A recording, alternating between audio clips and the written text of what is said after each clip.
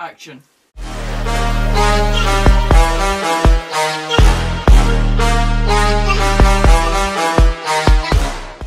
Incredible job here. So if he does go, he goes with my best wishes anyway. Celtic is a massive global brand and they'll go on beyond Brendan, but his achievements, 7 domestic trophies unbeaten, is astonishing. Right, so that's not how the majority of Celtic fans feel regarding Brendan Rodgers right now, and referring to them as a massive global brand doesn't exactly represent the majority of the fans' opinions on him either. Take, for example, the display that the Celtic fans showed at Tynecastle last night, which quite eloquently read, "You traded immortality for mediocrity. Never a Celt, always a fraud." And there's where you find the general opinion on how Celtic fans feel about Brendan Rodgers. A bit of a slippery snake, our Brendan, so to speak. I wouldn't say I have much of an invested interest in Celtic at all. I'm simply just doing this video because, well, I can. But it did give me a chance to reach into the world of Celtic Twitter and unearth what the masses were thinking post-Brexit. And just like that shambles in the world of politics, I think this is a similar scenario when it comes to how Celtic fans are feeling about Brendan Rodgers. It's a wee bit like this just now. Except those hand gestures aren't being aimed at politicians in suits. They're being aimed at a man who claimed to love the bones of Celtic, but then left them in the lurch in their time of need, when titles and reputations were still on the line. So, to put two and two together, people, in this scenario Brendan Rodgers, making wholehearted statements on how much he loves a certain thing and how much he wants to improve it, and not keeping to their word. I suppose it's not too dissimilar to what's happening in the current Brexit negotiations. Listen to me acting like I know a damn thing about Brexit. I've only chose that as the title because it made a good title for the video. And it's just shattering, you know, but he's done the dirtiness, you know, for a so-called turned up and saying, "Oh, I'm a Celtic man, it's my dream job." You know, he's became a false, he's a phony, you know what I mean? I'm gutted, mate, you know, I'm real gutted.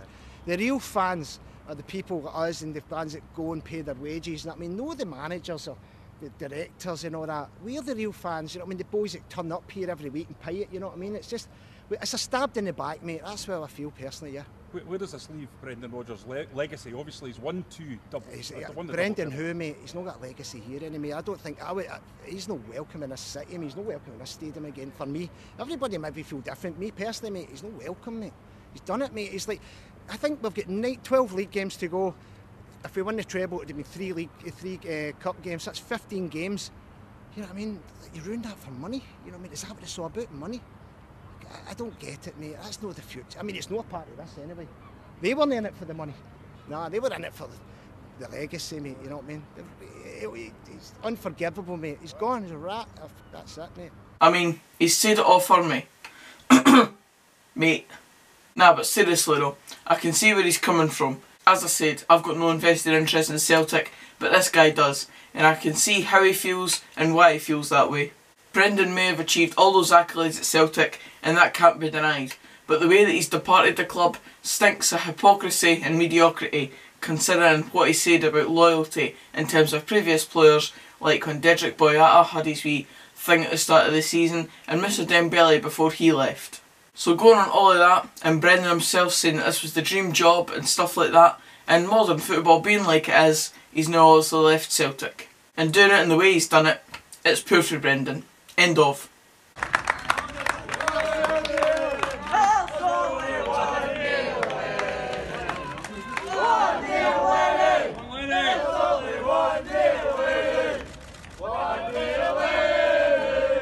Sounds like they grabbed the staff from the wee cafe on Springfield Road to stand and sing that. I can't lie, I laughed at that when I first read it. Hello. Look at you! Look at you! Are you going to a funeral? I'll be yours in a minute. Alright, I'm good, Gifford. Yourself? Not too bad. Neil Lennon returns to Celtic after a belter welcome for Scott Brown, albeit the not so good one outside Celtic Park was a bit of a downer.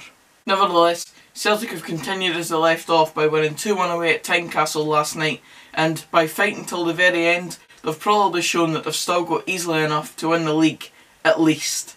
The treble's still on for Celtic, and if Neil Lennon can pull that off, then no doubt he'll cement his legacy even more at Celtic. He's got a better win percentage as Celtic manager than Brendan Rodgers does, and he's only just went and improved that just there.